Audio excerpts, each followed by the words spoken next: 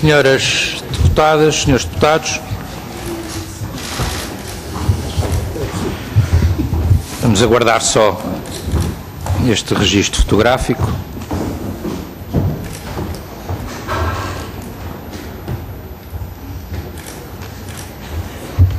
Muito obrigado.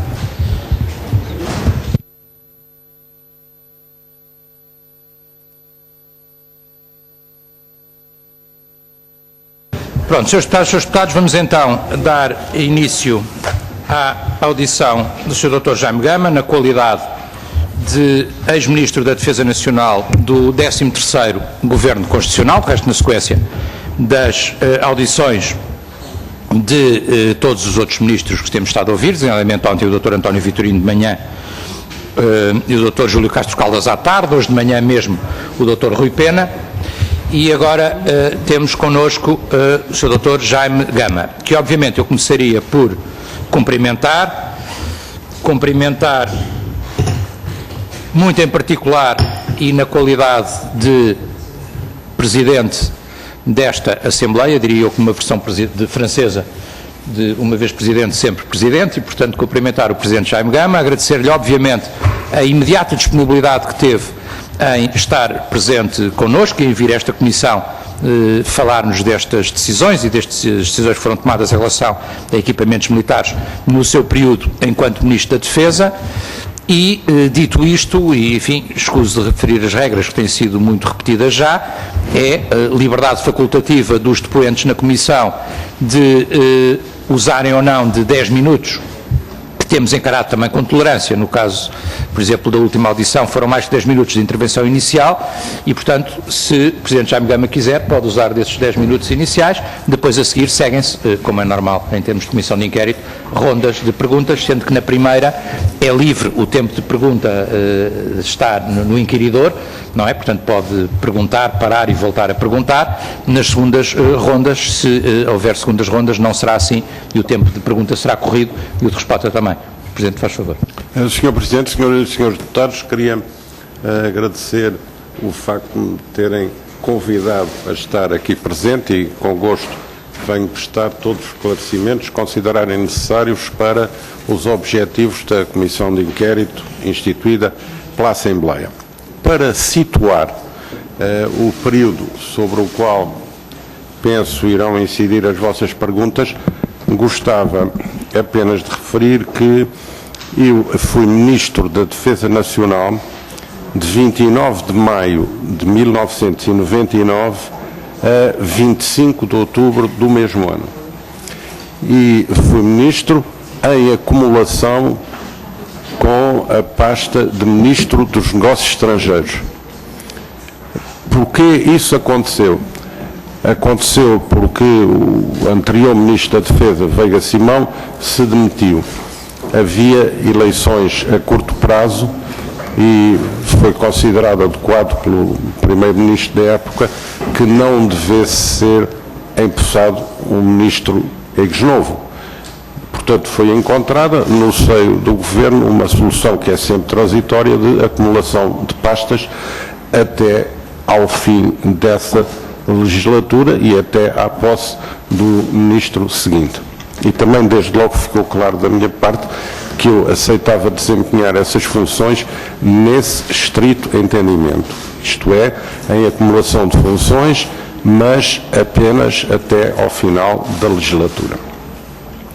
Isso significou, naturalmente, para mim, ter tido um verão menos disponível, como podem calcular. E, sublinho, gostava também de vos fixar o que foram os eixos essenciais da minha ação enquanto Ministro. Número 1 foi resolver o problema que estava criado em relação ao Serviço de Informações Estratégicas e de Defesa. Não vou analisar esse problema, não vou analisar as razões, as causas desse problema, mas a verdade é que eu tive que o resolver, isto é, tive que reestruturar praticamente a partir do zero essa instituição do Estado. foi uma das prioridades centrais. Em segundo lugar, recordo o referendo Timor em 30 de agosto. Tudo o que se seguiu e a necessidade de organizar a contribuição militar portuguesa para a presença das Forças Armadas Portuguesas na Interfet, na missão de interposição das Nações Unidas. Como todos sabem, é um problema altamente complexo e ainda mais complexo pela necessidade que sentíamos de ter uma presença militar portuguesa nesse contingente e de preparar a força para o desempenho dessa missão, envolvendo meios aéreos, meios navais e meios terrestres, num teatro longínquo, num ambiente instável, em que os problemas logísticos, os problemas de transporte, os problemas de abastecimento, problemas de apoio à força, eram problemas muito prementes, para além da própria natureza da força, que tinha que ter a robustez necessária para poder enfrentar situações de alto risco. Terceiro vetor da minha intervenção. Estávamos na parte conclusiva das operações contra a Sérvia, a propósito do Kosovo. Como sabem, esse conflito decorreu entre 24 de março e 10 de junho, em que Portugal esteve presente com meios militares, um conflito. E depois, a partir de 12 de junho, há, com o mandato das Nações Unidas, o estabelecimento e a implantação no terreno da força para o Kosovo, a KFOR.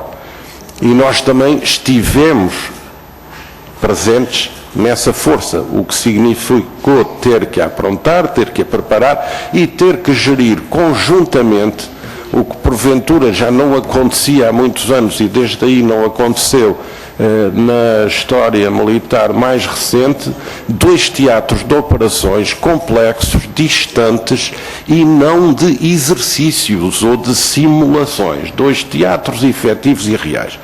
E o quarto problema com o que lidei foi um problema que estava do antecedente, que era o problema do estatuto remuneratório das Forças Armadas, que era um fator de instabilidade, de perplexidade e que também teve que ser resolvido e foi resolvido.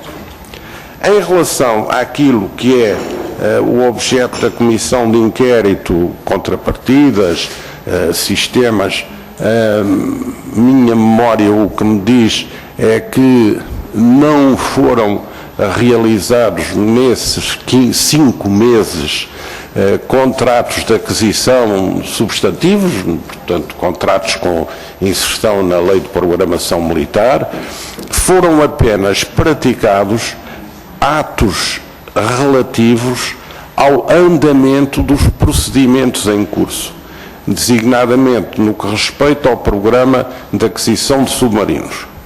Quais foram esses atos? Foram a aprovação pelo Conselho de Ministros de uma resolução que já estava em circulação ao nível do Conselho de Ministros e que tinha sido elaborada no âmbito do anterior Ministro, respeitante à criação do quadro legal para que a locação pudesse também ser considerada um meio de aquisição de equipamento militar, porque isso tem que ser feito obedecendo a certas regras e porque até aí essas regras não existiam. Portanto, tratou-se de uma medida de enquadramento jurídico, fazendo submeter à tutela da autoridade pública e da defesa tudo o que respeitasse a essa nova modalidade jurídica de comércio de armamento. Em segundo lugar, aprovar, homologando uma lista selecionada pela Comissão do Programa para a Aquisição de Submarinos, que reduziu os 5 ou 6 convidados que tinham sido considerados aptos para se apresentar a esse concurso, reduzir esta lista a 2 candidatos. Não houve negociação com nenhum dos candidatos, não houve celebração de contrato com nenhum dos candidatos, o que houve apenas foi o estabelecimento de uma redução da lista criada ao abrigo de uma anterior resolução do Conselho de Ministros e que lançou esse concurso público. É tudo. Muito obrigado, Sr. Doutor. Vamos então passar à primeira ronda de perguntas. Nós temos um sistema rotativo pelo qual cabe nesta audição o primeiro bloco de perguntas ao Partido Socialista. Presumo, Sr. Deputado Filipe Neto Brandão, pode iniciar as suas perguntas, por favor. Muito obrigado, Sr. Presidente. Queria, obviamente, antes do mais, saudar calorosamente a presença do Dr. Jaime Gama, que à francesa não sabemos, atento o seu vastíssimo currículo político, como de dirigir, porque poderíamos estar a tratar como Sr. Ministro ou Sr. Presidente, obviamente, portanto, à francesa, neste caso seria Presidente, mas como manifestamente não veio sequer nessa qualidade, queria apenas dar conta da minha estima pessoal, para além de toda a consideração. E relativamente ao objeto desta Comissão de Inquérito, o Dr. Jaime Gama teve já a amabilidade de referir que, relativamente a atos contratuais, o seu curtíssimo mandato e nas condições que referiu em acumulação saldam-se por uma inexistência, ou seja, não foram celebrados contratos relativamente a nenhum dos 7 equipamentos militares em apreço nesta Comissão, mas referiu que houve atos procedimentais que foram assumidos nesse curtíssimo período. Ora, o primeiro dos quais que eu gostaria de ver esclarecido, o doutor referiu que houve uma homologação da Comissão de Análise de Submarinos que reduziu a 2 os potenciais fornecedores desse equipamento.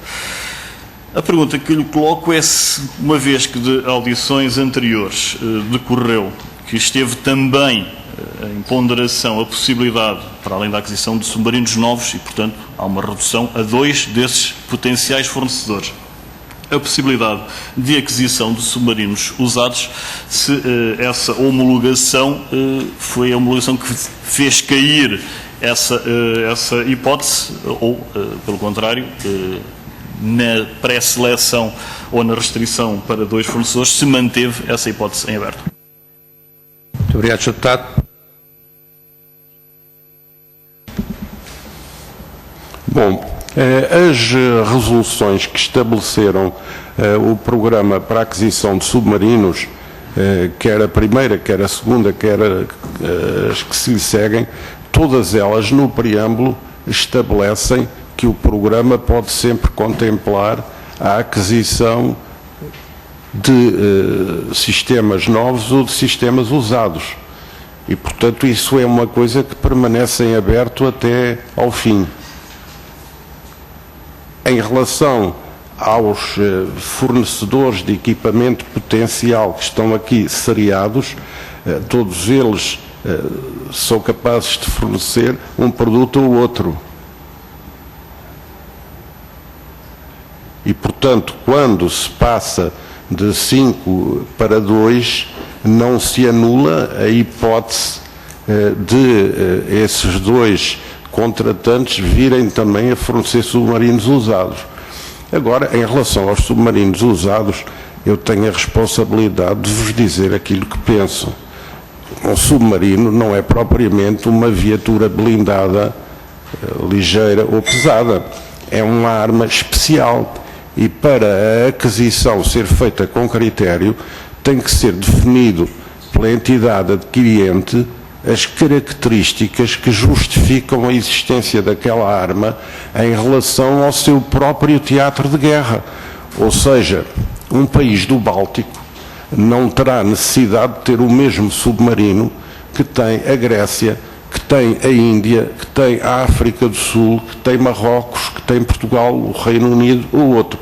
Não só em relação ao sistema de armas e à sua, digamos, grelha, em relação às armas que se pretende que utilizem, como também em relação à sua própria navegabilidade, à sua capacidade de operação no meio que é considerado o teatro normal para a operação daquele sistema.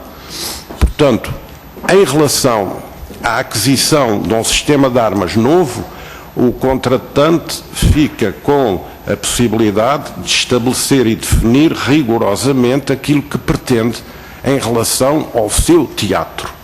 Em relação à aquisição de sistemas usados, o contratante terá que analisar muito bem e saber se aquele sistema usado, por si só, com que tipo de reparações, como poderá satisfazer os seus requisitos. Portanto, aí terão sempre que ser ponderados fatores dessa outra ordem. Agora, o raciocínio simplista de que usado por ser usado é superior a novo por ser novo, não pode ser aceito numa análise fundada de uma opção tão importante para a defesa nacional. Muito obrigado, Sr. Deputado. Professor, estou já me isso. Penso que todos responderão a essa conclusão e, obviamente, não se poderia deduzir das minhas palavras sequer qualquer opção dessa natureza. A questão que eu estava a colocar é ligeiramente diferente dessa, ou seja, eu não estou a colocar a questão de, relativamente aos fornecedores, haver a opção de oferecer usado ou novo. Estava a falar de uma outra hipótese que foi aqui recordada pelo Dr. António Vitorino, que esteve durante algum tempo em cima da mesa a possibilidade de aquisição de submarinos ingleses. Portanto, não estamos a falar destes dois fornecedores poderem, por via contratual, optar-se para um fornecimento de equipamento novo ou usado. Portanto, estamos a falar de terceiros relativamente a estes dois. Portanto, a questão que eu colocava era se esta resolução que restringiu a dois foi o momento em que se deixou de considerar a hipótese, nomeadamente a hipótese inglesa. Portanto, não estou a ser quaisquer considerantes sobre os méritos ou deméritos da proposta. Estava apenas a tentar situar temporalmente o momento em que se deixou de considerar essa hipótese. Olha, isso para trás não lhe posso responder, porque só as pessoas que estiveram atrás poderão dar essa resposta cabal. Mas penso que quem enunciou essa opção também está em condições de explicar porque é que não a aplicou. E, portanto, a pergunta é, no fundo, a de saber porque é que opções estiveram em aberto e essas opções não foram agarradas no momento. Quais os fundamentos, quais as razões. Mas isso feito nesse momento e nessa altura. Clarificado que se trata de um período relativamente ao mandato do Dr. Jaime Gama, curtíssimo e nas condições em que está esclarecido.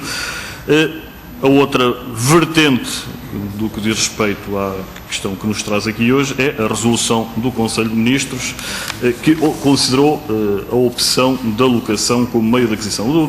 Aliás, hoje da parte da manhã tivemos a oportunidade na audição com o Dr. Rui Pena, clarificar essa questão. Portanto, o Eurostat considerava à data e até uma diretiva de 99, salvo erro, que depois foi transposta por legislação em 2011, a possibilidade, essa é a matéria das contrapartidas. Portanto, estamos a falar da consideração da alocação financeira versus a alocação operacional e, portanto, era, como o Dr. Rui Pena enfatizou hoje de manhã, algo que já era praticado por todos os países congêneres, portanto, em matéria de financiamento de equipamento militar à data, e que, portanto, se eu bem posso concluir, essa resolução do Conselho de Ministros, de algum modo, precedeu ou seguiu-se imediatamente, era a questão que teríamos que apurar entretanto, à Lei Orgânica 299, portanto a alteração à LPM, que consagrou precisamente a possibilidade de consagração da locação. Tem ideia da data dessa resolução do Conselho de Ministros? Doutor.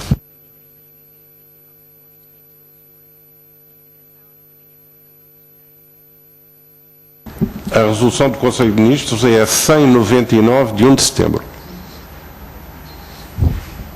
Sr. Deputado. 1 de setembro, portanto, exatamente um mês posteriormente à Lei Orgânica 299, portanto, que de algum modo é a lei que habilita o Conselho de Ministros a aprovar essa resolução, portanto, o contrário seria de algum modo estranho.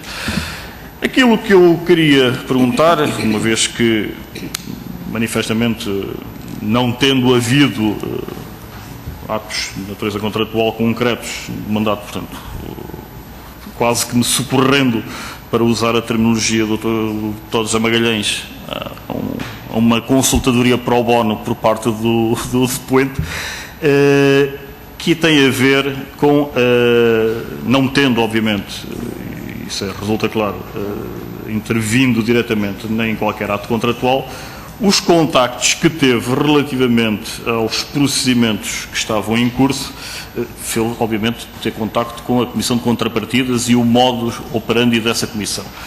Aquilo que nós teremos oportunidade de chegar a uma conclusão no final destes trabalhos, mas quanto mais testemunhos pudermos recolher, melhor. Neste momento temos uma apreciação mais do que dispara, eu diria mesmo oposta, sobre o mérito do seu funcionamento, que temos a opinião do Sr. Ministro Carlos Caldas, que referiu que o modo como a Comissão funcionava era um modo de total ou quase total ineficácia, e o depoimento do Dr. Rui Pena, que reconhece todos os méritos à Comissão de Contrapartidas. Aquilo que eu gostaria de perguntar é, decorrente desse contacto, que apreciação faz sobre a apreciação, quero enfatizar, a apreciação do Carlos Caldas não é relativamente às pessoas que compõem a Comissão de Contrapartidas, mas relativamente ao modo de funcionamento, portanto, que estando assente em representantes de vários ministérios, a falta de um obstaria à pressão do trabalho dos outros e, portanto, isso se traduziria numa ineficácia que, obviamente, em muito comprometeria os méritos desse trabalho. Portanto, muito concretamente, que apreciação faz sobre o modo como estava arquitetada e funcionava a Comissão de Contrapartidas? Bom, atenção, nós aqui estamos num momento anterior, porque esta comissão para o programa da aquisição de submarinos não é uma comissão de contrapartidas, é uma comissão que tem em vista escolher os submarinos. A comissão de contrapartidas resulta da negociação do contrato, mais à frente. Aliás, esta resolução que referi, a resolução 199 de 1 de setembro, além de estabelecer a locação como um método juridicamente correto de proceder à aquisição de sistemas de armas, tem também outro papel disciplinador, é que diz que o contrato que vier a ser feito deve desdobrar-se em 4 contratos. Um contrato quadro, um contrato de aquisição, um contrato de utilização, visto que é um sistema de leasing, e um contrato de contrapartidas. E, portanto, é só no decurso da negociação e da celebração desse contrato que entra em vigor um contrato de contrapartidas. Neste momento ainda não se está nesta fase. Obrigado, Sr. Deputado. Novamente, um período, neste caso, posteriores no que diz respeito a esse mandato. Doutor, eu queria só, porque estou a terminar, relativamente a essa homologação da Comissão de Análise de Submarinos, que restringe as hipóteses em aberto a 2, a pergunta que eu quase que adivinharia a resposta, mas não posso deixar de a formular, porque é relevante para os trabalhos desta Comissão, é se chegou a ser submetida à sua análise a apreciação sobre os méritos e deméritos dessas duas propostas e, portanto, em que fase é que, no momento em que é restringida a putativa oferta ou posterior proposta que virá a ocorrer anos mais tarde de aquisição, portanto, essa restrição a dois proponentes, se houve alguma apreciação já da sua parte, ou a oportunidade de a ter feito sobre os méritos e deméritos das duas propostas e tendo ocorrido, que ideia é que ficou relativamente a ela? A Comissão teve apenas por objetivo, nessa fase, reduzir o número de concorrentes em disputa. Eles eram, como sabem, e tinham sido, aliás, escolhidos pelo Estado português, a DCNI, a Fincantieri, a GSC, a Cocuns, o Ministério da Defesa do Reino Unido e a RDM Submarines. Eram, portanto, 6. E foram passados a 2. E a Comissão essa que era presidida pelo Diretor-Geral do Armamento e tinha como membros o Secretário-Geral da Defesa Nacional, o Diretor-Geral da Indústria, o Superintendente dos Serviços de Material de Marinha, um membro do Conselho de Administração da EPORDEF e um representante do Ministério da Ciência e Tecnologia. Essa Comissão produziu um relatório fundamentado, explicando e justificando as razões pelas quais consideravam que 4 concorrentes não reuniam condições para passar à etapa seguinte e 2 reuniam.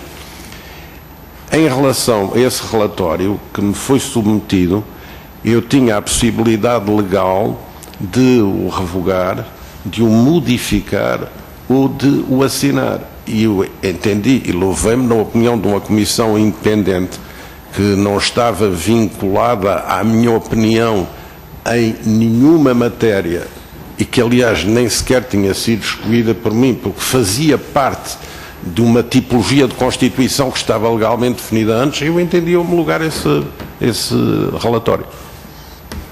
Obrigado, Sr. Deputado. Mais nada, Sr. Presidente, só agradecer as respostas. Muito obrigado. Tá. Muito obrigado, Sr. Deputado. O conjunto seguinte de perguntas compete ao CDS-PP e, portanto, eu vou dar a palavra para esse efeito à Sra. Deputada Cecília Meireles. Sra. Deputada, se faz favor.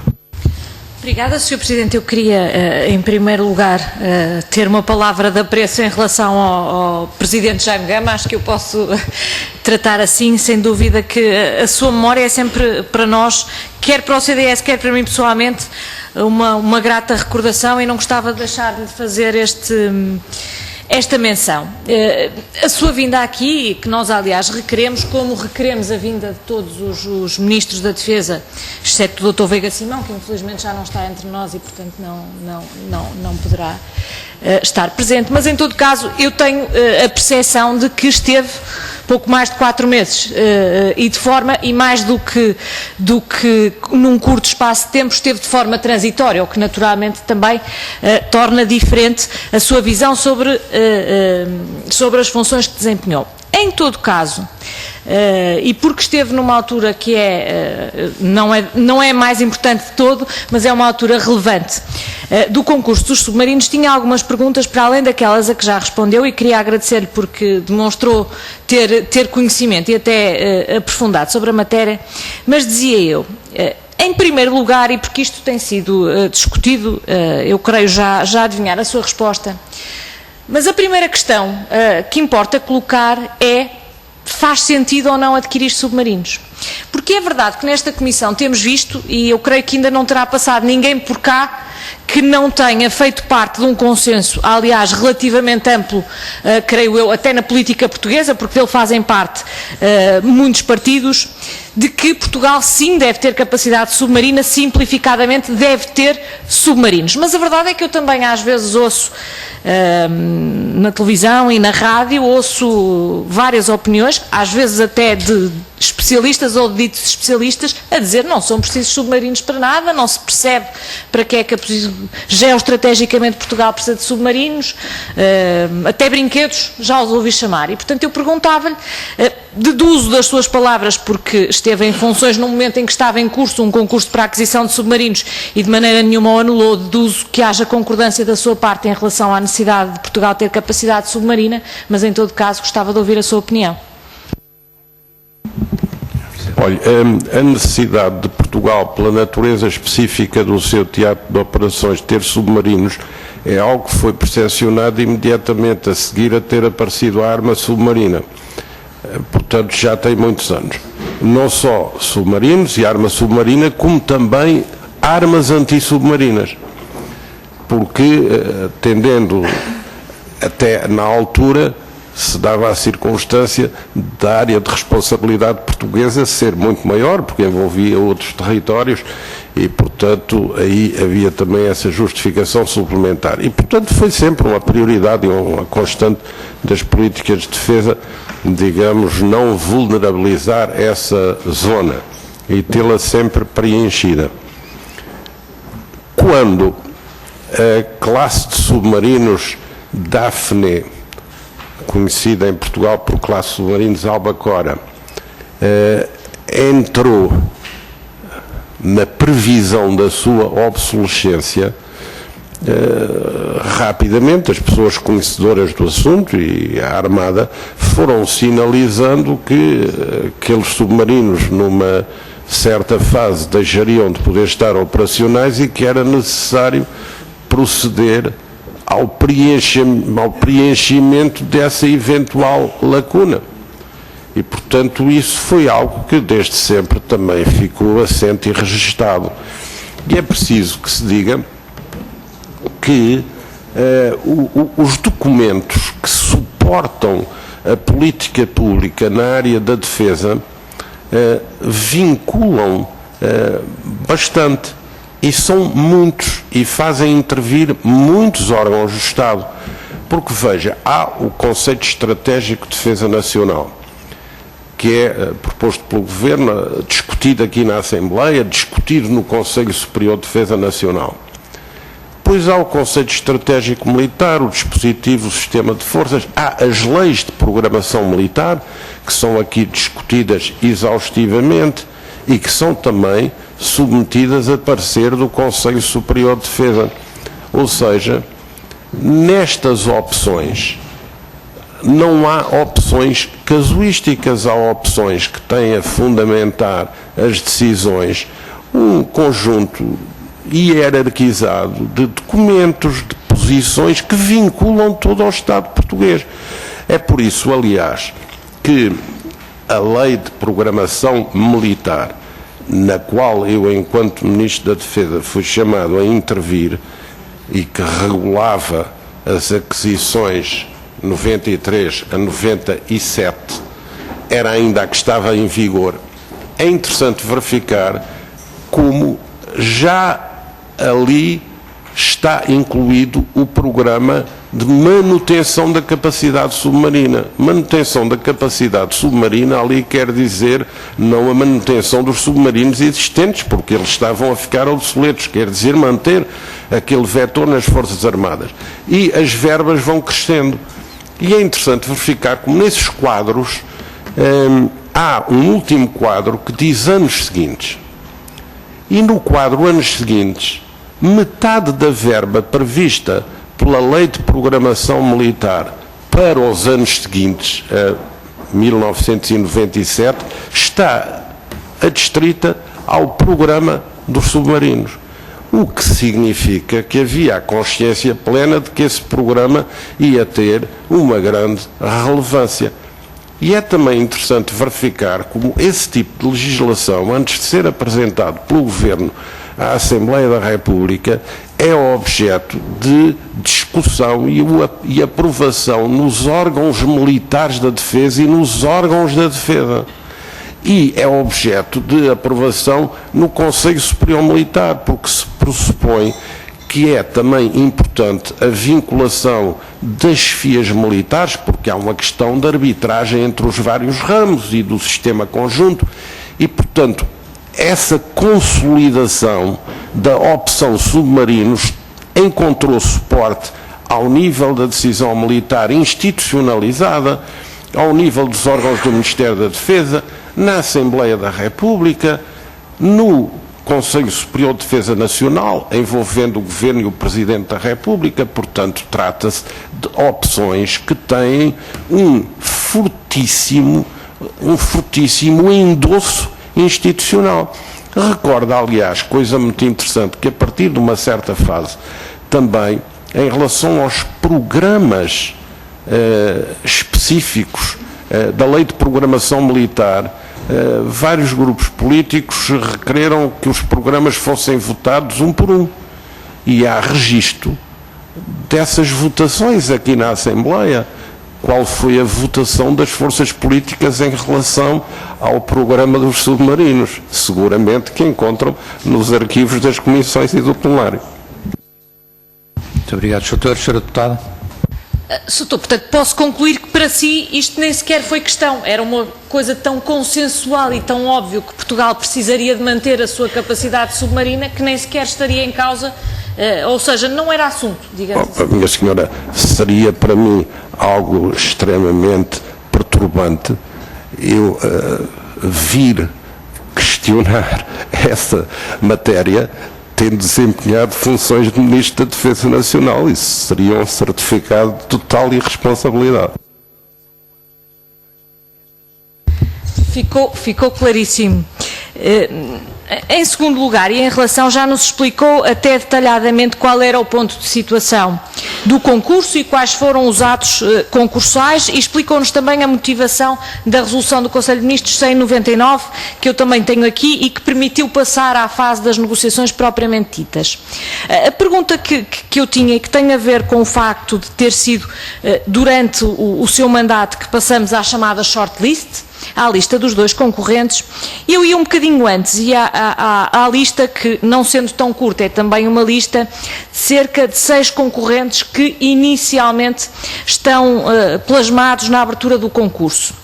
Eu sei que isto é antes do seu mandato, mas em todo caso a opção que foi tomada foi de um concurso fechado, digamos assim, de um concurso a que só podiam ter acesso 6 concorrentes. Eu questionei as motivações desta opção ao Dr. António Vitorino, que tinha terminado o seu mandato 2 meses antes. Ele não tinha nenhuma memória desta opção, lembrava-se apenas que nunca tinha reunido com nenhum dos concorrentes. O Sr. Doutor demonstrou bem que se lembra deles e que se lembra do processo, embora o tenha acompanhado bastante depois. A minha pergunta é no seguinte sentido: eu percebo, como é óbvio, que não há de haver um número ilimitado de entidades capazes de construir um submarino e que não se possa estar a analisar toda e qualquer proposta de construção de um submarino, por mais absurda que ela seja. E, portanto, eu percebo que isto é uma tentativa de limitar a concorrentes credíveis. O que eu pergunto é: porquê é que foi tão fechado? Porquê é que se criou não apenas 6 concorrentes que eram os únicos que podiam apresentar propostas, mas se disse também que eles não podiam sequer constituir agrupamentos com pessoas diferentes destes 6 concorrentes? Porquê é que se optou por um modelo assim? Se tiver conhecimento, naturalmente, porque não foi no seu mandato. Olha, Sr. Deputada, eu, digamos, não sei quais foram as razões que motivaram os autores desse tipo de decisão, mas posso procurar tentar compreender. E é simples tentar compreender. Em primeiro lugar, porque trata de uma área de produção de material de guerra sensível e sofisticada, onde não devem ser admitidas, digamos, candidaturas exóticas ou candidaturas de papel ou candidaturas comerciais. Portanto, é necessário triar uma certa credibilidade dos fornecedores. E depois também a inclusão aí dessa cláusula de não permitir associações, figura-se-me óbvia que é para não permitir associações entre a parte do fabrico industrial propriamente dita e áreas comerciais associadas a esse tipo de projeto. É, portanto, para estabelecer que aquela entidade com quem se vai negociar o contrato é uma verdadeira entidade credenciada na área do fabrico de submarinos e não uma entidade vaga, ou uma entidade que englobe partes de capital diversos, uma industrial, outra comercial, outra financeira. Portanto, há aí o estabelecimento de um contraparte clarificado. Senhora Deputada. Obrigada. E na passagem apenas a 2 concorrentes à tal shortlist, tem memória de quais foram as razões para a escolha destes 2 que terão sido aduzidas no relatório que homologou? Bom, minha senhora, isso eu não lhe posso responder porque eu não tenho o relatório, nem tive condições de ter ele acesso, mas é uma coisa que facilmente a Comissão de Inquérito pode obter. O que eu sei é que homologuei o relatório, e se homologuei é porque concordei com ele. Soutor, pediremos certamente o relatório. Por último, e porque já também tem sido aqui abundantemente discutido, e as opiniões, ao contrário da questão da capacidade submarina, as opiniões aqui não são unânimes. Só ponto prévio, no tempo do seu mandato havia a comissão que presidia o PRAS, a comissão relativa ao processo de aquisição dos submarinos, que presidia o concurso. Já havia comissão permanente de contrapartidas na altura do seu mandato ou não? Olha, eu lembro-me de ter nomeado, porque havia, sobretudo da área industrial portuguesa, alguma expressão de insatisfação sobre a forma como essa área estava a funcionar. É certo que aí temos sempre que distinguir entre aquilo que é um interesse legítimo e também aquilo que é a permanente exortação de oportunidades inexistentes para justificar, em muitos casos, falta de competitividade nos respectivos sectores. A ideia que eu tenho é de ter nomeado para presidir a Comissão Permanente de Contrapartidas o engenheiro Sousa Gomes, que tinha sido ministro em anteriores governos, presidia uma empresa credenciada na área dos cimentos e era uma pessoa com reputação para poder desempenhar essas funções e, portanto, dar-lhe a oportunidade de ele, digamos, responder pela reestruturação dos procedimentos a algum do criticismo que então existia em relação à forma como esse sector funcionava. Senhora Deputada. Obrigada. Em relação a esta questão das contrapartidas, estava-lhe eu a dizer, já ouvi várias posições. Ontem o Dr. Castro Caldas disse-nos acerca da situação que encontrou, que ela era, e eu cito, um pântano, ou seja, que não havia balizas para as contrapartidas, que ninguém sabia como é que se avaliavam as contrapartidas, mas que já havia, obviamente, alguns projetos e já estávamos em fase de negociações. Pelo contrário, o Dr. Rui Pena, que ouvimos hoje de manhã, traçou um cenário, digamos assim, bem menos negro e bem menos confuso. O que eu lhe pergunto é qual é a sua opinião sobre a matéria, sobre como esta questão funcionava e estava a ser avaliada, porque as contrapartidas foram desde o início um critério de adjudicação, a par, por exemplo, do preço e do mérito técnico. O que eu lhe pergunto é que, como é que lhe parece, já nos disse que havia algumas críticas e algumas polémicas à volta da maneira como esta matéria era tratada. O que eu lhe pergunto é qual era a sua impressão e, na prática, como é que eram conduzidas as negociações das contrapartidas. Já havia negociações propriamente ditas? Havia simplesmente algumas propostas dos concorrentes? Em que ponto é que esta matéria estava? Se teve disso conhecimento, obviamente. Em relação aos submarinos, obviamente que não, porque nós estávamos na fase, digamos, prévia à realização do contrato. O que ficou estabelecido na resolução que eu referi, na resolução 199, foi que o contrato deveria revestir a modalidade de 4 contratos, um contrato quadro, um contrato de aquisição, um contrato de utilização e um contrato de contrapartidas. Isto precisamente porque tínhamos em mente a necessidade de estipular por contrato as contrapartidas e não deixar as contrapartidas numa certa vacuidade. Portanto, este contrato dos submarinos já vinculava, no momento em que fosse celebrado, ao desdobramento em 4, um dos quais um contrato de contrapartidas. Agora, eu não me eximo a responder à questão de fundo. E a questão de fundo, na minha opinião, hoje tem a seguinte análise. A aquisição de equipamento militar deve ser feita tendo em conta exclusivamente as necessidades das Forças Armadas para o desempenho das suas funções. E por isso deve unicamente obedecer a esse critério. Tudo o que seja procurar atrelar a essa opção algo de colateral vai sempre ter uma incidência no essencial da aquisição de equipamento militar, que é prejudicial à natureza mesmo desse equipamento quanto à função que é suposto vir a desempenhar. Muito obrigado, Sr. Sra. Deputada. Em relação a essa sua opinião que acabou de exprimir, é a sua opinião agora, depois de ter analisado tudo o que se passou desde então, ou à época já era? Eu sempre pendi para esta orientação, mas também tínhamos que contemporizar com os chamados interesses legítimos, que aliás devo-lhe dizer, em muitos casos são de natureza diferente, porque isto varia de sistema para sistema e da negociação com cada país e varia até dentro de cada país. Por exemplo, uma das contrapartidas que está latente na aquisição de equipamentos militares em abstrato é financiar as indústrias de defesa, no caso do país que tenha indústrias de defesa. Portanto, é uma contrapartida que acaba por ser uma subsidiação à indústria nacional de defesa. Temos visto os problemas com que deparam os países que têm privilegiado essas políticas, que acabam por ficar reféns de indústrias de defesa obsoletas, caríssimas e que não dão resposta à evolução desejável nas tecnologias militares.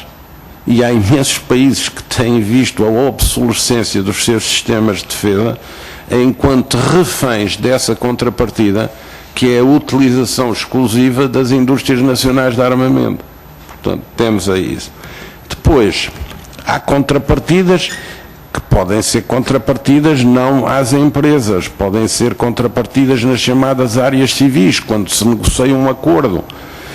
Pois bem, se obtém muitas contrapartidas para a área civil, perde em autonomia de soberania. Porque é óbvio que para obter contrapartidas dessa natureza, o seu contraparte vai exigir-lhe também uma contrapartida, porque não há só contrapartidas nesta direção, há também nesta direção. Portanto, aí tem que ser também cauteloso. Depois também é necessário ter em conta um limite, que é o do limite de se entender que numa filosofia de contrapartidas não se poder imaginar um fornecedor de equipamento militar que, além de vender o equipamento militar, se vincula a vender um montante equivalente de produtos que acabam por ser importações ou produtos vantajosos para quem adquiriu o equipamento, porque isso seria um negócio absolutamente ruinoso. Portanto, é preciso também entender que se está perante uma realidade económica e comercial e que, para além de algumas palavras que são proferidas no contexto de atenuantes de argumentação, se tem que ir depois à vinculação jurídica efetiva. E também, nos contratos de contrapartidas, é preciso saber como eles são redigidos. A densidade da vinculação, maior ou menor, enfim, isso aí é um contrato como um contrato qualquer à luz do direito civil, mas que permite sempre também a amplitude de várias modalidades. Não? Obrigado, Sr. Sra. Deputada. Em relação a este caso em particular, estávamos ainda numa fase muito inicial, muito do que mencionou ainda não estava definido. designadamente a densidade contratual, digamos assim. Mas pergunto eu, já estava definido se estas contrapartidas eram diretamente à indústria militar ou ligada à defesa, ou pelo contrário, se podiam ser em qualquer área económica, indústria, comércio, serviços? Já estava definido ou não?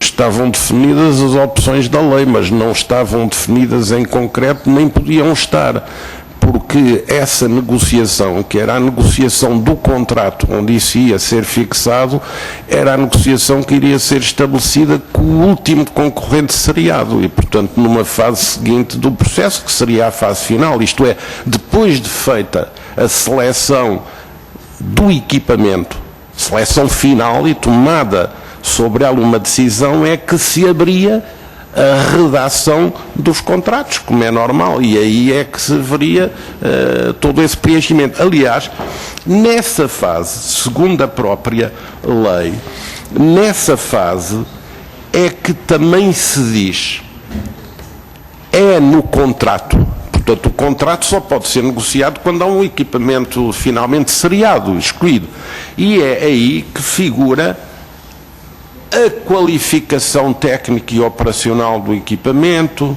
o custo de operação e manutenção, o custo de aquisição e as modalidades de pagamento.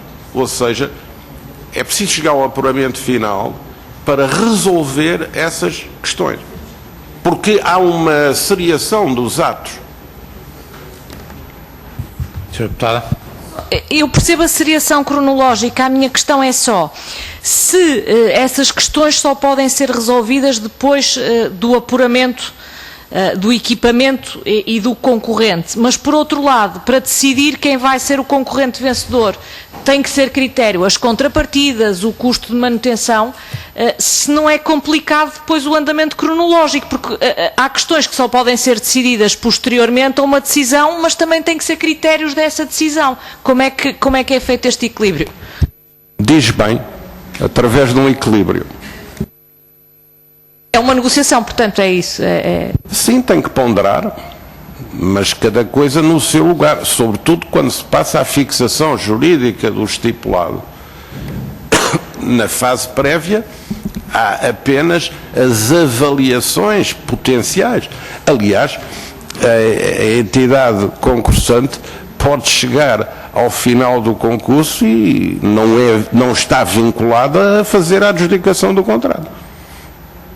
Pode haver um impedimento de qualquer natureza, pode até, por razões políticas, o Governo entender que a sua política de defesa nacional não passa por esses sistemas, passa por outros.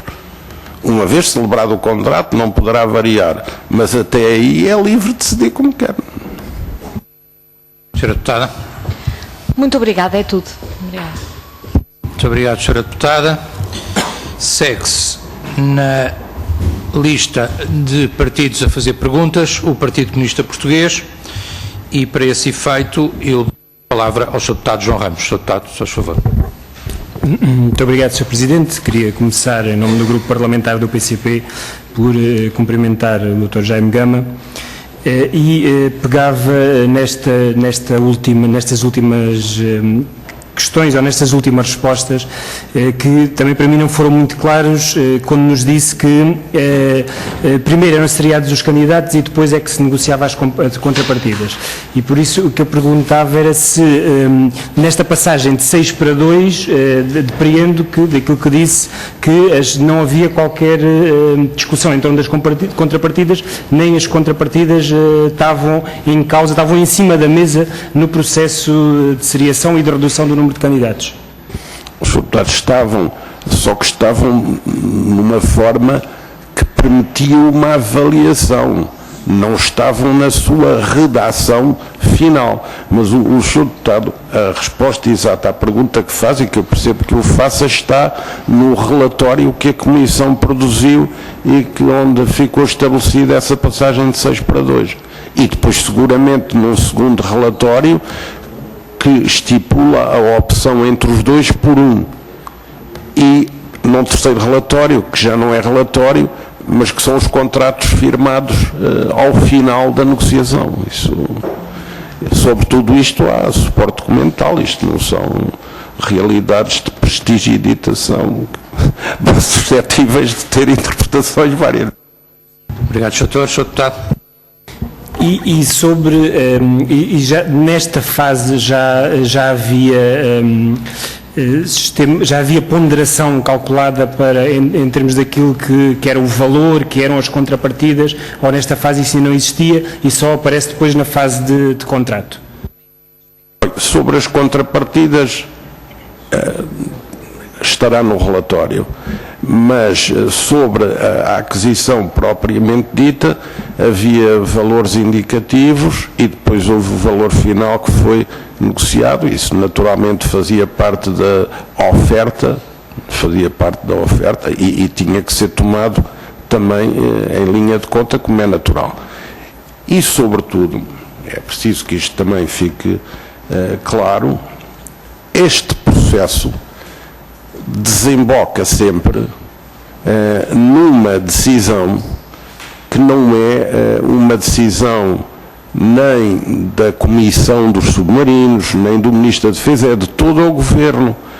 Porquê? Porque quando ao final é necessário realizar o contrato de aquisição e as modalidades de pagamento, é necessário também ter o input das finanças e da área orçamental, isto é, como se trata de um contrato que produz efeitos no orçamento de forma previsível ao longo dos anos, é também necessário encontrar aí uma cabimentação, e é por isso que há uma decisão final do Governo, porque aí se envolve uma apreciação não só sobre o mérito do equipamento ou as contrapartidas, também sobre a sustentabilidade financeira da aquisição em termos orçamentais. Não?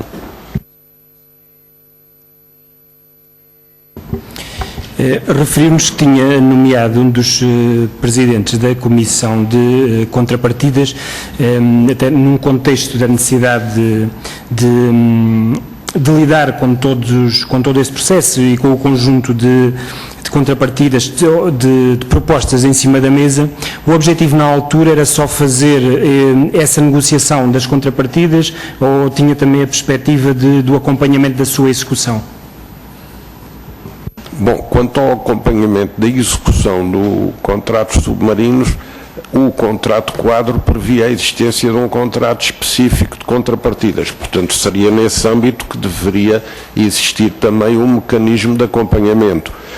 Quanto, digamos, ao restante, à comissão permanente, lembro-me do que pedi ao engenheiro Setúbal Gomes, foi a realização de um inventário de situação, de uma tomada de conhecimento daquilo que podia ser resolvido, com o objetivo de pôr essa comissão a funcionar de uma forma mais eficiente.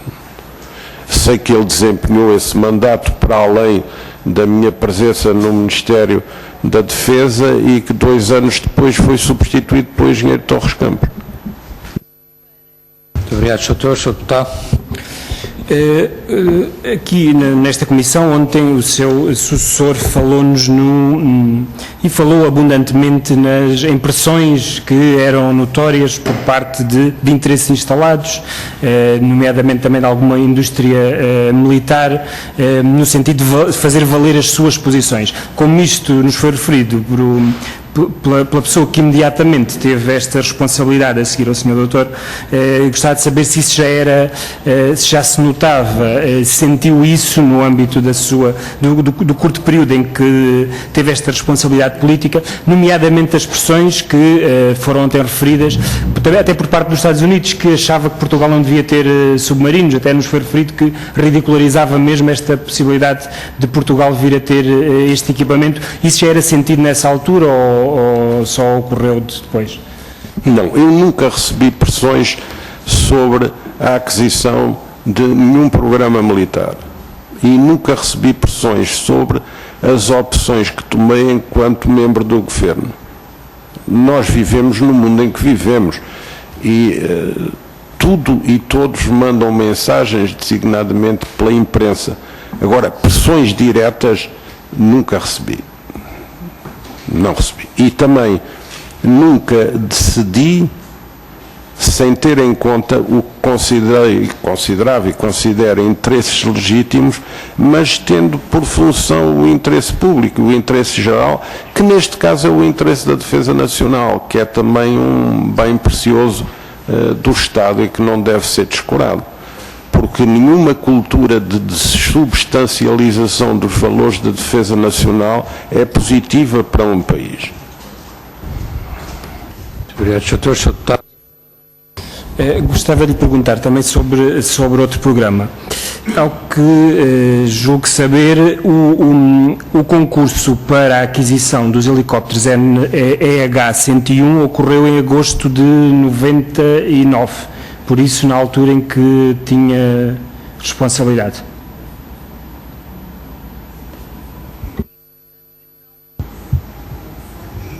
O Sr. Deputado quer repetir a pergunta? Não, diz que... Eu não recordo, não quero dizer taxativamente que não, mas não tenho essa informação como informação disponível. Qual é o helicóptero EH-101? Sr. Deputado. Só se lhe mostrar uma imagem. Sim.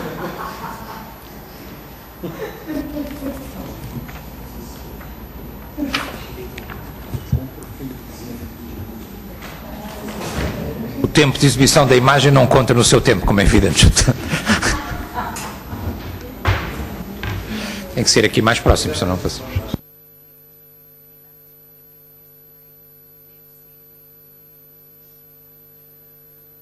Não é? 99. Não, Sr. Deputado, isto é um helicóptero Merlin e esta aquisição é feita mais tarde, não é? Isto é o helicóptero de busca e salvamento. Mas o lançamento do concurso é que é de agosto de 99? Não, é uma decisão posterior, penso eu.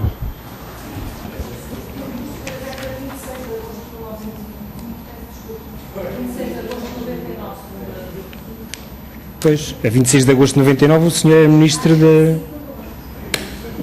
Era ministro. Mas não se recorda deste processo? De ter celebrado um contrato, não. Não, abertura de concurso. Isso aí não posso fixar, mas olhe, se fui eu que lancei esse concurso, lancei muito bem. Pois, eu não estava a discutir isso, gostava de saber algumas especificações em função daquilo que foi lançado, mas se não se recorda... O que está cronologicamente registado é inquestionável. Esse helicóptero é o helicóptero que substitui os Pumas nas operações e missões de busca e salvamento. Pronto, o que eu gostava de saber era em termos nomeadamente que esses helicópteros foram adquiridos sem concurso de manutenção. Aliás, discutimos hoje de manhã, mas se não tem memória não poderemos discutir isso. Para terminar... O Sr. Deputado, se me dá licença, eu também vou procurar fazer uma averiguação sobre essa matéria. Queria terminar tendo em conta até aquilo que foi e que é a experiência política do Sr. Doutor nas diferentes funções que teve. Gostava de que já agora que nos dissesse alguma coisa sobre qual é o entendimento que tem de todo este processo. Este inquérito, esta comissão de inquérito foi estabelecida porque o último relatório da Comissão de Contrapartidas aponta para mais de 70% das contrapartidas que não são cumpridas. Há aqui uma incapacidade de quem tem responsabilidade governativas em fazer, independentemente se gosta ou não deste sistema de contrapartidas. Elas foram estabelecidas, permitiam, em alguns casos, até em termos da indústria militar, haver aqui uma melhoria na sua capacidade de realizar, de fazer manutenção, e elas não são cumpridas. Por isso há aqui uma incapacidade também política de fazer cumprir estes contratos. Concorda com esta perspectiva de que houve aqui esta incapacidade possibilidade de fazer valer o interesse nacional, até porque ouvimos noutras audições que naquilo que era, que era o contacto com outros Estados que pretendiam vender-nos produtos, o interesse nacional era sempre colocado ao de cima. Aliás, ouvíamos ontem, relativamente à possibilidade de instalar, de montar submarinos em Viena do Castelo, que aquilo que disseram da Alemanha é que nem pensar, porque os trabalhadores alemães precisam do pão para a boca, e por isso há aqui diferentes níveis de exigência relativamente ao interesse nacional, não lhe parece? Obrigado, Sr. Deputado. Sr. Deputado. Bom, temos que ser realistas. Não se pode montar ou fabricar certo tipo de armamentos em certo tipo de instalações. Isso é uma coisa que resulta óbvia. E nós até temos que compreender às vezes o esforço que fazem as nossas Forças Armadas para subsistir no desempenho das suas missões operacionais com tão escassos meios, porque embora se tenha procurado ao longo destes anos dotar as Forças Armadas nos seus núcleos essenciais de capacidades suficientes, a verdade é que essas capacidades não são capacidades, digamos, excelentes, são suficientes, vistas no seu todo.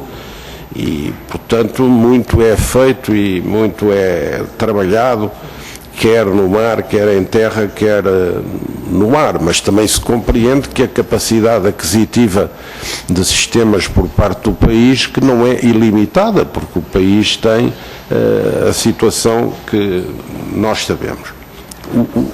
O subsistema militar é um subsistema do sistema orçamental, e o sistema orçamental é um subsistema da economia.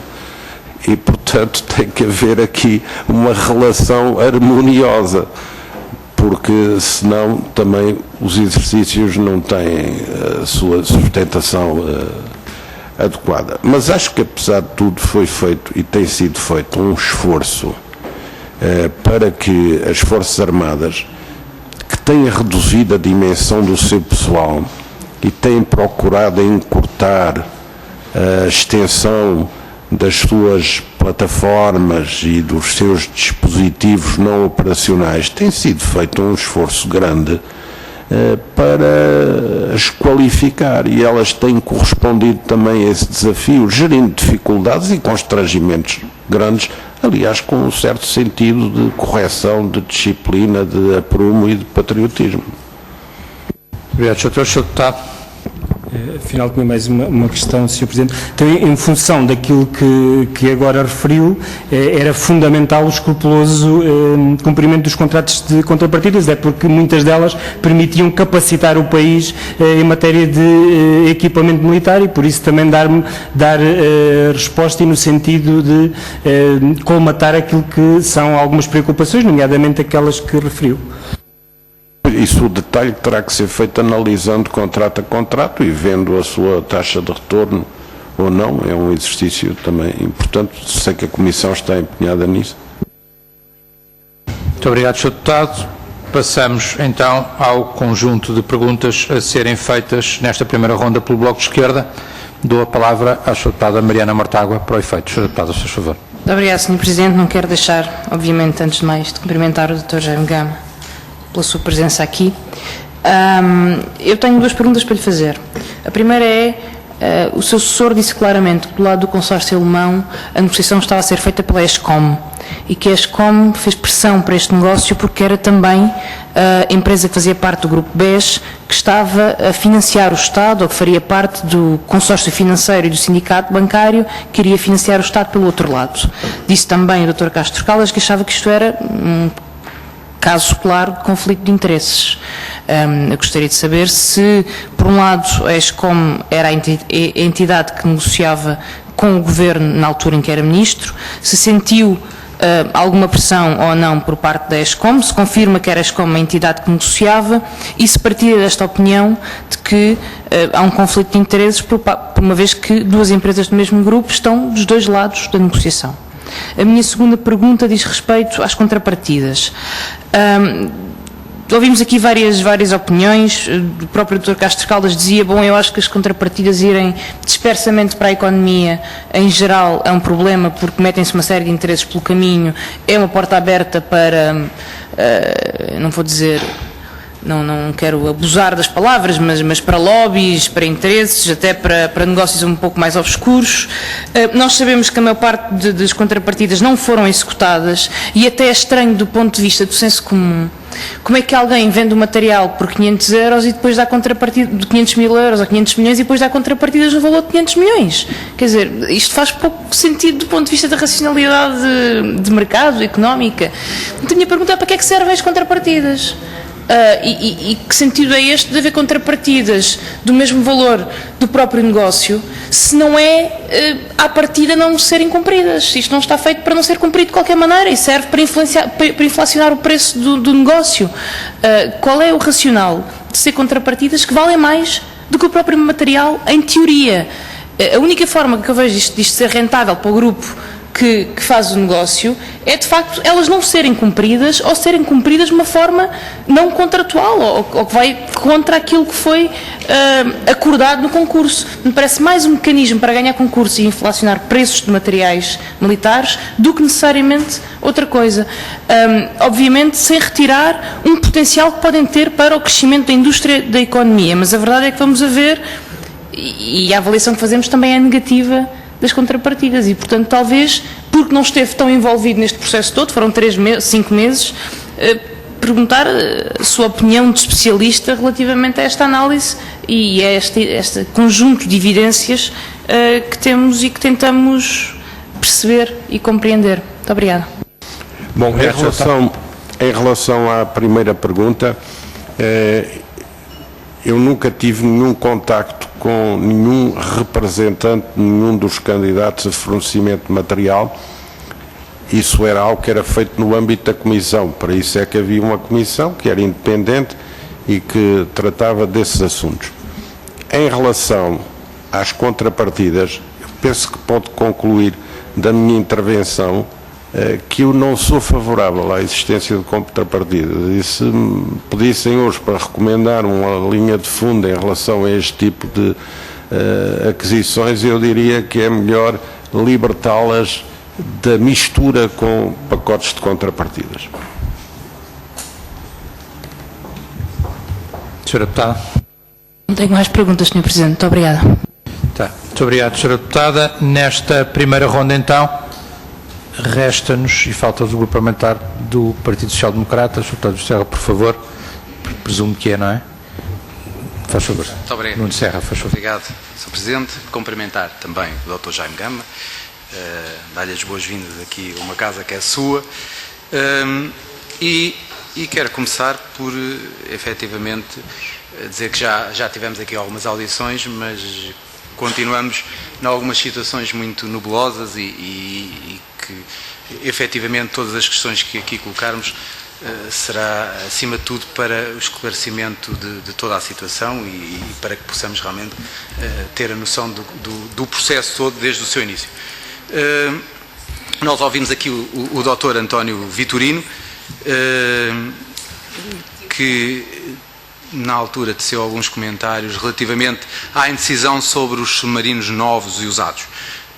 Depois tivemos até o Dr. Jaime Gama assumir a pasta, tivemos o Dr. Veiga Simão, que no fundo congelou todo o processo dos submarinos e não teve grande andamento. E depois o Dr. Jaime Gama reatou o processo no sentido que era algo que tinha que ser resolvido e tinha que realmente ter consequência naquilo que já tinha sido começado a fazer. A primeira questão que aqui quero colocar, independentemente dos novos e usados, porque já ouvimos que poderiam ser os concorrentes que no fundo estavam no processo, tanto poderiam fornecer um ao outro, mas a questão era se em alguma altura, quando se lançou e quando se reatou este processo, foi questionado o número de submarinos, porque pelos vistos existia alguma dúvida relativamente àquilo que era o necessário ou o suficiente para o nosso país. E, portanto, já tivemos aqui várias opiniões e eu gostaria de saber, da parte do Dr. Jaime Gama, se foi alguma vez isso tido em conta ou se foi alguma vez auscultado no processo enquanto esteve sob a sua tutela. Eu acho que em relação à questão dos números, há mesmo uma primeira resolução que fala em 4 e depois o número vem sendo reduzido e acabou em 2. Portanto, penso também que os governos tiveram em atenção os custos e, portanto, foram também, digamos, triando o número de unidades. Aliás, a seguir ao 25 de Abril foi vendido um dos submarinos da flotilha Albacora e ficaram 3. Penso que a ideia dos 4 vem dessa primeira composição. E depois, porque a versão clássica era a de que um está em reparação, um está em instrução, um está em operação. Era a fórmula, o mix clássico. Penso que depois isso também evoluiu, atendendo às qualificações técnicas dos navios, e isso, portanto, também evoluiu. E foi isso, aliás, que depois permitiu reduzir o número de unidades. Mas se fizer a história das referências ao número que aparecem em várias resoluções, faz-se o percurso de um número que é mais alto do que aquele que vem ao final a ser adquirido. Muito obrigado, Sr. Deputado. Outra das questões que aqui lhe gostaria de colocar, efetivamente na resolução do Conselho de Ministros anterior à 199, foi, no fundo, considerado que a alocação financeira seria a forma de financiamento ideal para esta operação. Eu gostaria de lhe colocar a seguinte questão. Considera que era a forma realmente que melhor defendia os interesses do nosso país relativamente às outras que poderiam ser utilizadas, como o ajuste direto? Ou como o pagamento integral do... Bom, se não fosse a alocação financeira não havia submarinos, porque é um contrato de aquisição muito elevado e a alocação financeira o que faz é permitir diferir para anuidades seguintes essa aquisição. Mas a natureza desse equipamento obrigava a uma sobrecarga orçamental brutal se ele fosse liquidado de uma só vez, não? Penso que essa é, aliás, a razão que leva, à semelhança do que é feito em variadíssimos outros países, a admitir o sistema de locação financeira como sistema de aquisição de equipamentos militares. E, por isso mesmo, é necessário criar uma regulamentação que retire à alocação financeira clássica as suas cláusulas e as compagine com as necessidades de segurança nacional, tendo em atenção que se trata de equipamento militar. Muito obrigado, Sr. Deputado. Muito obrigado. A outra questão era que é a seguinte: nós também temos dentro desta resolução do Conselho de Ministros 199 um aditamento ao processo, não é, relativo à aquisição de submarinos e que tinha sido aprovado na resolução 1498. A minha questão é o seguinte: este aditamento foi realizado, pressuponho, posteriormente à passagem à shortlist. É questão de ver as datas, mas são processos que marcham em paralelo. Digamos, não há uma relação causal de um para o outro. Há seguramente uma cronologia, mas, digamos, não há hierarquia lógica. Pode-se dizer há uma hierarquia final, isto é, se vai avançar a sério com este programa, então temos também que avançar com os instrumentos jurídicos que permitem a utilização da alocação, que é a única modalidade pela qual este programa é viável em termos de sustentação orçamental. Mas não há ante e post há paralelo convergente. Muito obrigado, Sr. Deputado. Sr. Doutor, eu questiono só isto porque, como diz aqui no preâmbulo desta resolução, que este aditamento era por forma a clarificar e desenvolver as 3 últimas fases do procedimento, e essas fases são as de negociação. Eu pressuponho, e como não sabemos neste momento a razão da passagem dos 6 para os 2 submarinos, mas como pressuponho que a negociação seria entregue ao Ministério da Defesa, que ao reduzir de 6 para 2 terá sido só por questões técnicas, e por isso é que eu ponho esta questão, porque se o aditamento é para clarificar e poder permitir uma melhor negociação dos submarinos, portanto, provavelmente terá sido uma fase posterior já à diminuição do número de concorrentes. É possível que sim, mas é questão de observar a cronologia de um e do outro dos atos, porque há registro público. O despacho é de 24 de setembro, que consolida o relatório da Comissão, e a resolução é de 1 de setembro. Portanto, a resolução é anterior ao despacho. O que significa que o despacho já é proferido tendo por detrás de si a noção de que pode haver uma modalidade execuível para a prática do concurso que venha a ser definido no final do processo concursal. Sr. Deputado. Muito obrigado. Aqui também, e não, Dr. Jaime Gama, não tendo, no fundo, a lembrança daquilo que fez reduzir de 6 para 2, portanto, das questões técnicas, mas, pelo que temos aqui pressuposto, já que os 2 concorrentes que ficaram na shortlist apresentaram submarinos novos, podemos pressupor que os submarinos usados estariam fora de questão, e, portanto, provavelmente terá sido um dos pontos, e, portanto, teremos que pedir o relatório que neste momento não temos em mão, mas que tudo nos leva a crer isso. Eu pergunto se nesta shortlist, portanto, nesta avaliação final, e pressupondo que as propostas já incluíam, e como disse o Dr. Jaime Gama, que a proposta continha 4 subpropostas, e uma delas é das contrapartidas, portanto, que nessa primeira fase e na redução de 6 para 2 não foram tidas em conta as contrapartidas que os outros concorrentes apresentaram, porque, sendo uma avaliação técnica, provavelmente não tenham sido avaliadas as devidas contrapartidas. Desculpe, Sr. Deputado, na avaliação e na seleção são ponderados todos os fatores que regulam a atividade da Comissão, e a Comissão tinha indicações através de resolução sobre os fatores que devia tomar em consideração, e, portanto, encontrará seguramente no relatório da Comissão uma explicação para aquilo que pretende e que tem o direito a conhecer. Sr. Deputado. Só por um esclarecimento, mas a Comissão, esta tal Comissão, relativamente ao programa de aquisição de submarinos, não tinha qualquer competência na negociação de contrapartidas.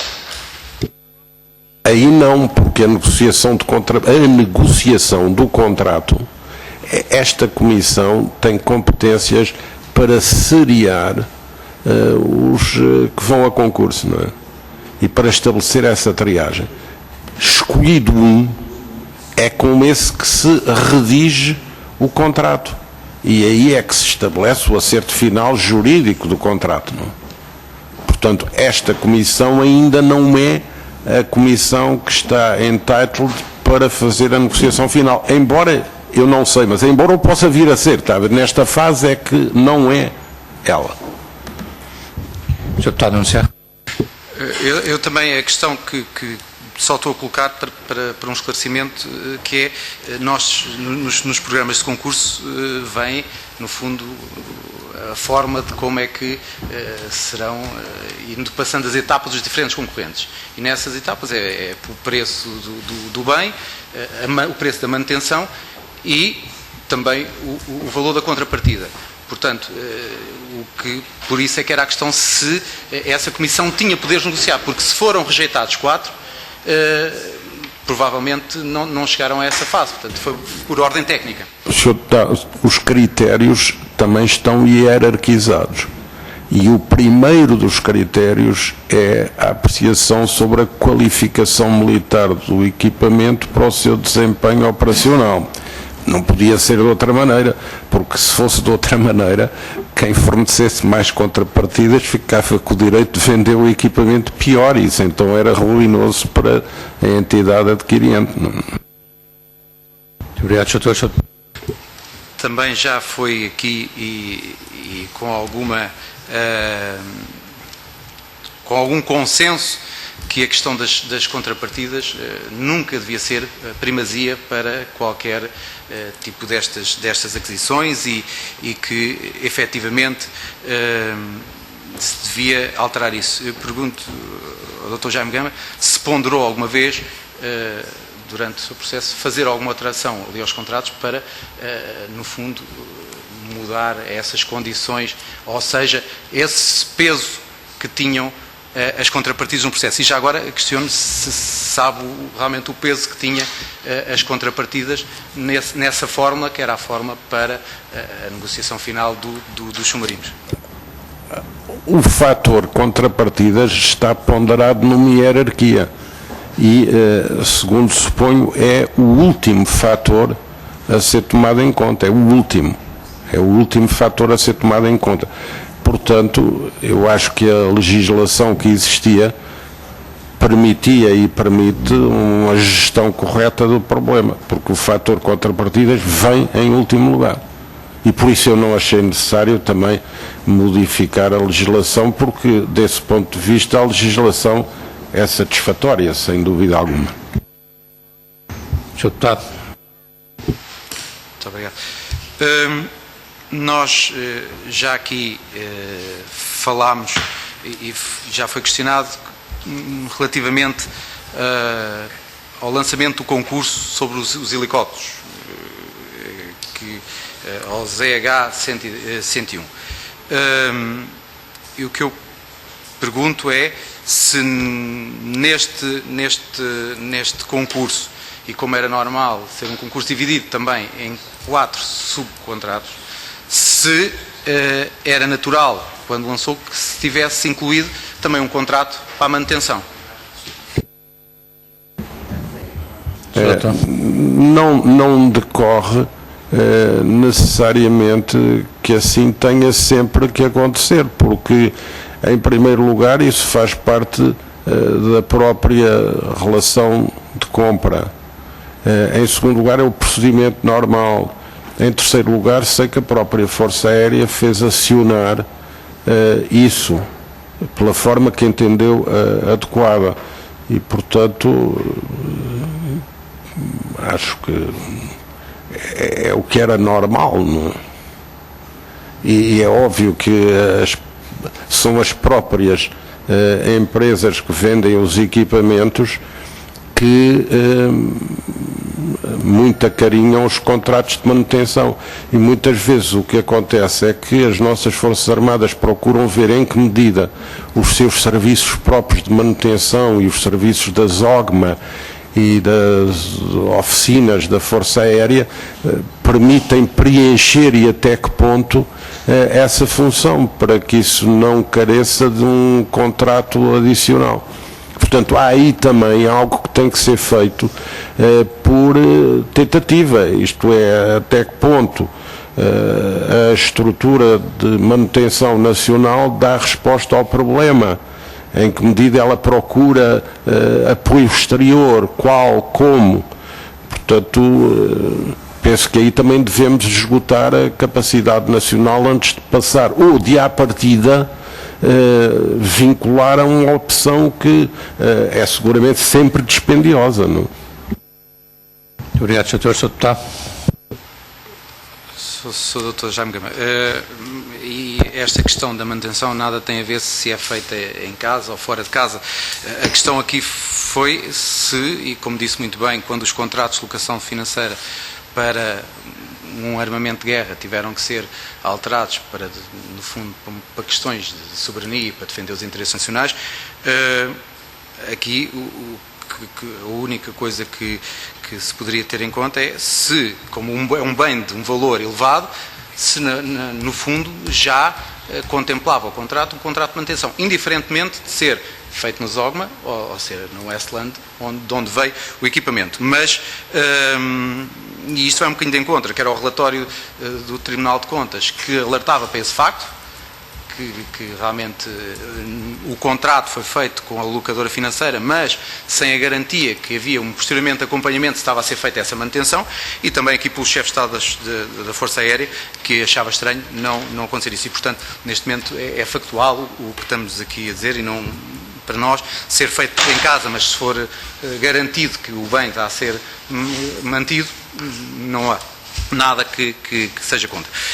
Mais uma questão, se tem, no fundo, a ideia de, quando se fez lançou o concurso, de quanto é que era imputado dentro do peso das contrapartidas aos helicópteros. Se tem a noção de quanto é que era? Sr. Deputado, eu não lhe posso responder a essa questão porque eu não tenho memória, mas sobre esse facto. Mas louvo-me naquilo que for a documentação oficial sobre isso. É o que lá está, é o que lá está. Doutor, obrigado, Sr. Deputado. Tenho mais Terminou. questões. Muito obrigado. Obrigado, Sr. Deputado. E, portanto, com a inquirição por parte do PSD, nós terminamos a primeira ronda. Pergunto aos grupos parlamentares se pretendem ou não fazer perguntas numa segunda ronda, começando, obviamente, do Partido Socialista. Não. Sr. Deputado Jaime Magalhães.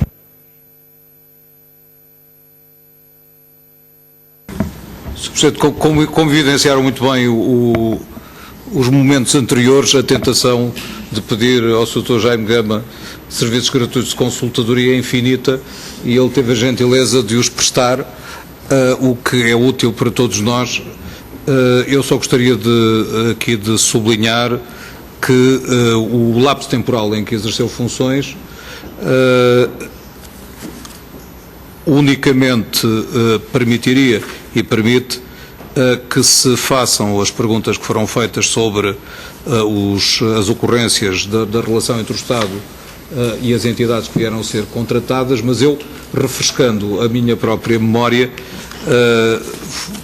vi chamada a atenção para o facto de que os únicos factos que são contemporâneos com o exercício do mandato não disseram respeito verdadeiramente ao Ministério, exceto nos aspectos identificados pelo Dr. Jaime Gama. Por exemplo, em 24 de julho de 96, o German Submarine Consortium, através da Ferrostal, celebrou com a ESCOM um acordo de cooperação de exclusividade sobre a construção do modelo de financiamento e a definição de um programa de contrapartidas relacionado com os submarinos, concretamente, e em abril de 98 fez um acordo escrito, alterando o acordo inicial, e isso nada teve a ver com o Ministério da Defesa Nacional, foi um ato autónomo. Depois disso, houve a clarificação que o Dr. Jaime Gama aludiu, e só em 6 de novembro de 2000, portanto, quando já não exercia essas funções, é que foi assinado o acordo relativo ao enquadramento contratual das contrapartidas com os dois candidatos mais bem posicionados para a celebração do contrato.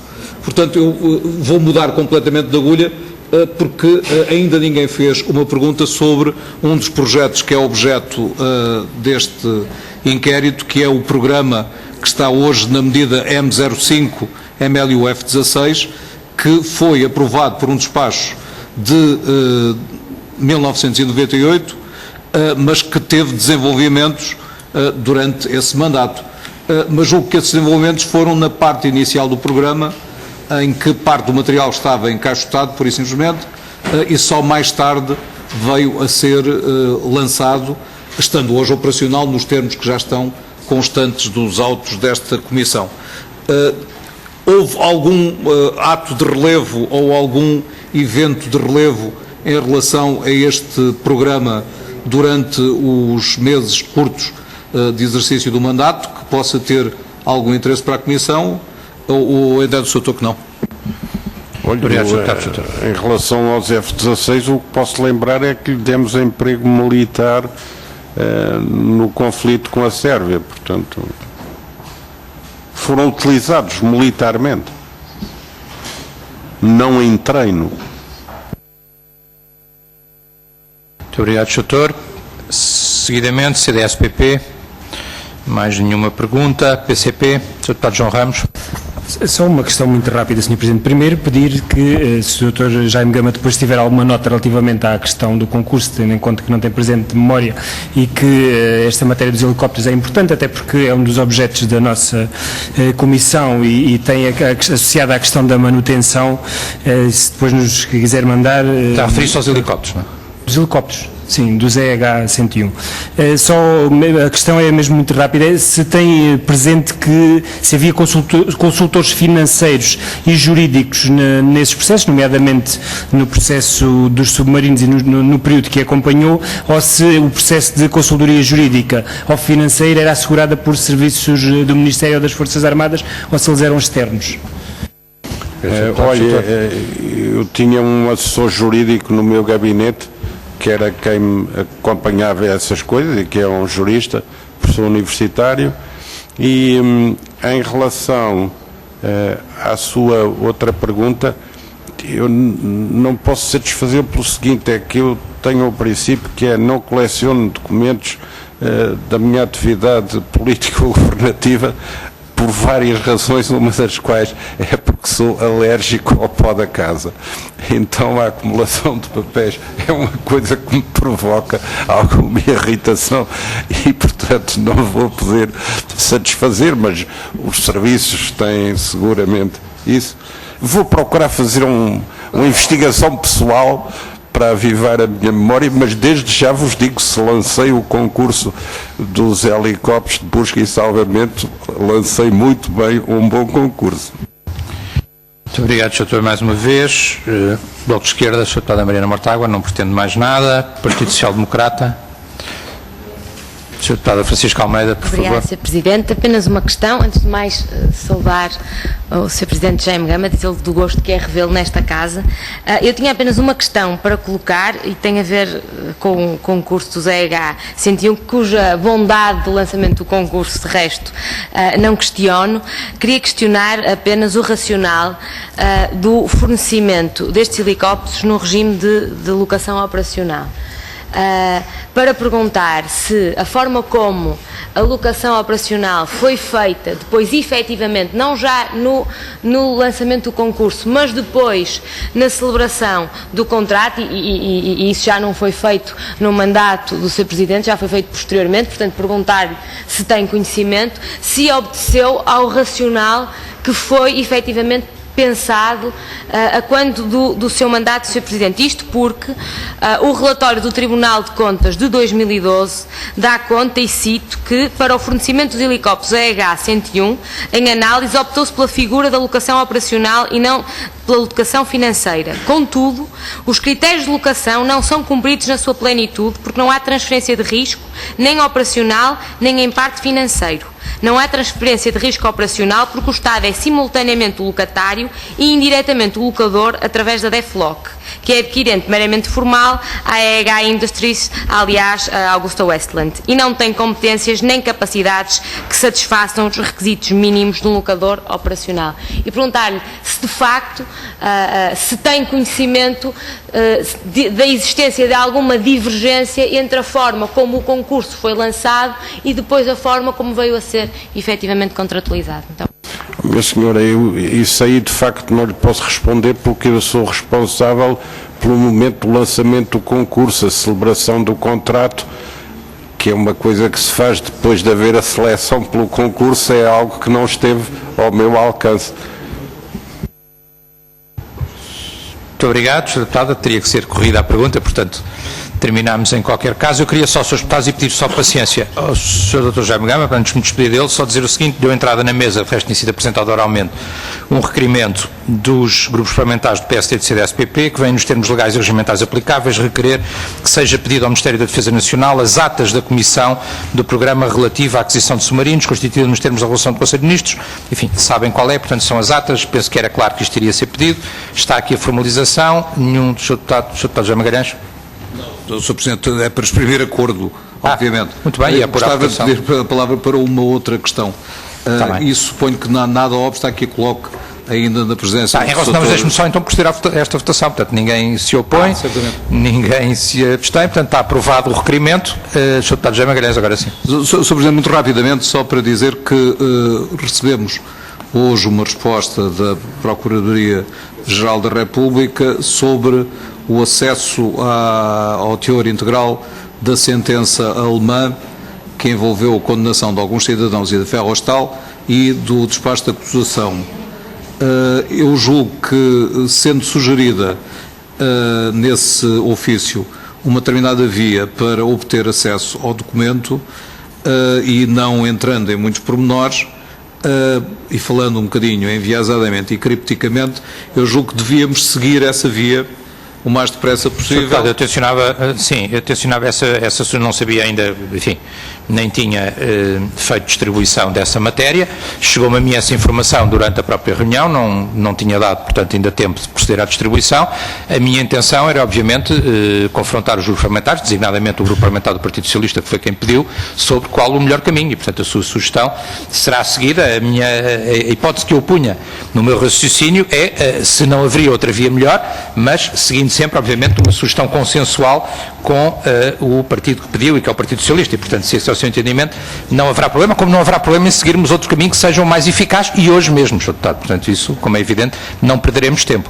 Sr. Presidente, se me permite então, e na sequência do que acabou de dizer, qual poderia ser a via mais eficaz, não coincidindo com aquela que é sugerida implicitamente pela PGR? Sr. Deputado, em algumas contactos e conversas seria pedir ou diretamente à entidade, não é? E, portanto, e não através dos órgãos de soberania, mas diretamente à entidade, como hipótese. A segunda, pedir a diligência e o auxílio de responsáveis, designadamente diplomáticos portugueses, para essa diligência. Mas isso já são detalhes dentro do objetivo de lá chegarmos, detalhes que eu estava a ponderar e que, obviamente, conversando, enfim, com os vários grupos parlamentares, mas designadamente com o Partido Socialista, que foi o que pediu, operacionalizar da forma que nos pareça, a ambos, neste caso, a melhor.